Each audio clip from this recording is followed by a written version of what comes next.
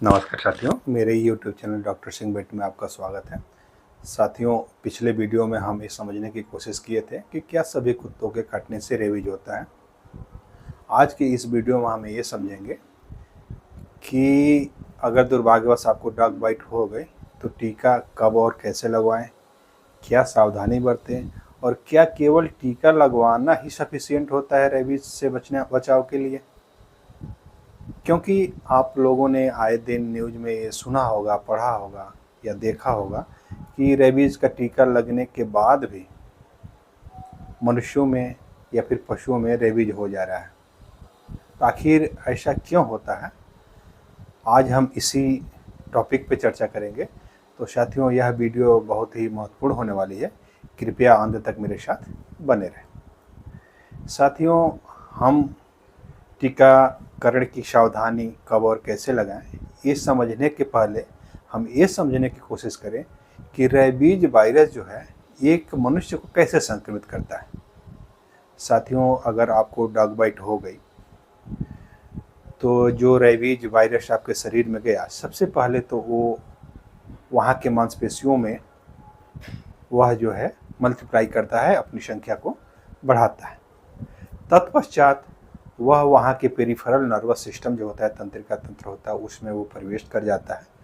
उसके बाद जो है वो स्पाइनल कार्ड के थ्रू होते हुए, रीढ़ की हड्डी में जो नस होती है उसके थ्रू होते हुए दिमाग पे पहुँचता है, और जब दिमाग में पहुँचता है तो वहाँ वो सूजन करता है और तब वो रेबीज के लक्षण उस व्यक्ति या पशु के अंदर आने लगते हैं। इस तरह से रेबीज का संक्रमण साथियों होता है। डॉग बाइट होने और लक्षण प्रदर्शित होने में 10 दिन से लेकर के 2 साल या फिर इससे ज़्यादा भी समय लग सकता है। साथियों, ये कम और ज़्यादा भी हो सकता है।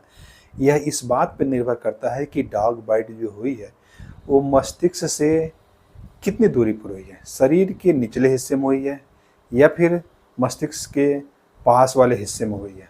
अगर शरीर के निचले हिस्से में हुई है तो इसमें ज़्यादा समय लगेगा लक्षण प्रदर्शित होने में। अगर शरीर के ऊपरी हिस्से में हुई है तो ये ब्रेन में जल्दी पहुंच जाएगा और वहाँ ये अपना सूजन पैदा करेगा और रेबीज के लक्षण प्रदर्शित हो जाते हैं। अब डॉग बाइट हो गई तो जाहिर सी बात है आप वैक्सीनेशन कराएंगे, लेकिन वैक्सीनेशन के कराने के बाद भी कभी कभी संक्रमण हो जाता है इंसानों में। तो उसके कौन कौन से कारण हैं ये हम समझते हैं। उसके कई कारण हो सकते हैं साथियों। पहला कारण उसका ये हो सकता है कि आपने जो वैक्सीनेशन कराई वो 24 घंटे के अंदर नहीं करवाया। जैसा कि WHO की गाइडलाइन है, पोस्ट एक्सपोजर प्रोफाइलेक्सिस जो है, उसमें ऐसा दिया गया है कि फर्स्ट डोज जो है टीका का वो डे 0 यानी 24 आवर, डॉग बाइट के 24 आवर के अंदर आपको कराना है। आप 24 घंटे में टीकाकरण नहीं कराते, किसी झाड़ फूक नीम हकीम के चक्कर में पड़ जाते हैं और टीका नहीं करवाते, तो आप ये एक कारण हो सकता है।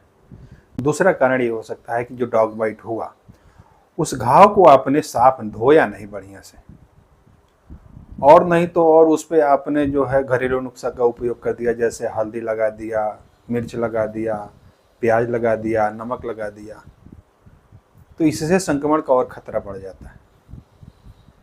तीसरा कारण जो है, आप एक समाज में भ्रांति फैली है कि हम 10 दिन तक कुत्ते को इंतजार करेंगे, उसके स्वास्थ्य देखेंगे कि 10 दिन तक वो ठीक रहता है, अगर कुछ उसको हो जाता है तब टीकाकरण कराएंगे, नहीं तो नहीं कराएंगे।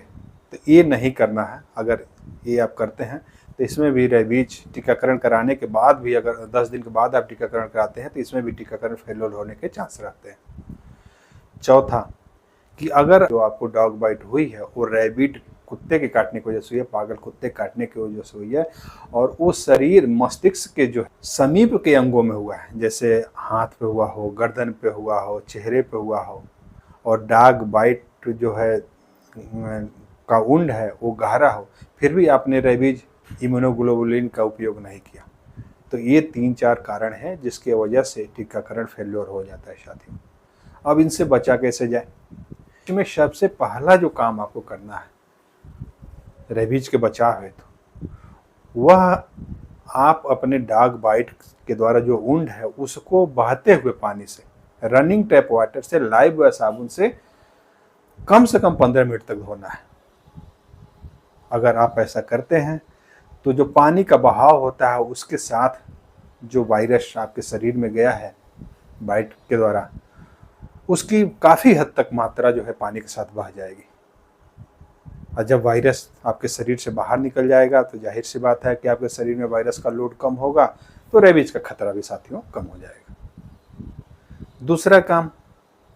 दूसरा जो बचाव आपको करना है कि आप उस घाव पे किसी भी घरेलू नुस्खे का उपयोग नहीं करना है, जैसे हल्दी, मिर्च, नमक, प्याज नहीं लगाना है साथियों। अगर ये आप लगाते हैं तो इससे रेबीज का खतरे को आप और बढ़ा देते हैं। क्योंकि मान लीजिए अगर मिर्च आप लगा देंगे, वहाँ इन्फ्लेमेशन होगा, सूजन होगी, ब्लड सप्लाई बढ़ेगी, तो रेबीज का वायरस और ज़्यादा आपके शरीर में तेज़ी से प्रवेश करेगा आगे। तो ये काम आपको नहीं करना है। आपको उस पर किसी भी एंटीसेप्टिक मलहम हो, एल्को लगाना है, और उस पर अगर घाव गहरा हो तो उस पर आपको पट्टी बांध देना है। चौथा बचाव जो है, सावधानी आपको ये बरतनी है कि अगर घाव जो है गहरा हो और ये हिस्ट्री है कि वो पागल कुत्ता के द्वारा ही काटा गया है, पागल कुत्ता ही आपको काटा है, और घाव मस्तिष्क के नज़दीक हो, तो आपको डॉक्टर के सलाह के अनुसार रेबीज इम्यूनोग्लोबुलिन का इंजेक्शन जरूर लेना चाहिए।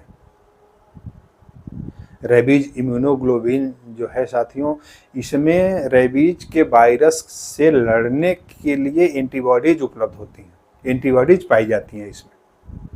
वो तुरंत ही आपको पैसिव इम्यूनिटी देता है, कुछ हद तक ये वायरस को वो मार देता है। और जो ARV हम लगाते हैं, एंटी रेबीज वैक्सीन जो लगवाते हैं, वो जो है आपके शरीर में एक्टिव इम्यूनिटी प्रोवाइड करता है। ये आपके शरीर में रोधक क्षमता को बढ़ाता है ताकि वो वायरस के अगेंस्ट लड़ सके और वायरस को मार सके। साथियों, जो रेबीज का वायरस, जैसा कि मैंने पहले बताया कि ये एक दिन में 1 से 2 सेंटीमीटर ऊपर की तरफ बढ़ता है, तो हमको इस वायरस को मस्तिष्क तक नहीं पहुंचने देना है, इसको बीच में ही रोक देना है इसकी, और बीच में ही इसको चेक कर देना है, मार देना है। क्योंकि अगर ये वायरस मस्तिष्क में पहुंच गया और रेबीज के लक्षण आप संक्रमित जो इंसान है या फिर आपको विकसित हो गए, तो फिर दुनिया में इसका कोई इलाज संभव नहीं है। तो साथियों, इसके साथ टिटनेस टॉक्सॉइड का 1 डोज वैक्सीन आपको ज़रूर लगवानी चाहिए। साथियों, मेरे द्वारा बताए गए जो 3-4 सावधानियां हैं, इसको आप बरतते हैं और PEP शेड्यूल के अनुसार, डॉक्टर के बताए गए शेड्यूल के अनुसार अगर आप अपना टीकाकरण कराते हैं, तो आप जो है रेबीज रोग, जो एक बहुत ही प्राणघातक रोग है, लेकिन 100% इससे बचाव किया जा सकता है, उससे आप बच सकते हैं। साथियों, ये वीडियो में दी गई जानकारी आपको कैसी लगी, कृपया कमेंट करके बताएं। और अगर अभी तक आपने मेरा चैनल सब्सक्राइब नहीं किया है तो कृपया मेरा चैनल सब्सक्राइब करें, अपने दोस्तों के साथ शेयर करें, लाइक करें। मिलते हैं किसी अन्य वीडियो में किसी अन्य महत्वपूर्ण टॉपिक के साथ। तब तक के लिए नमस्कार, धन्यवाद।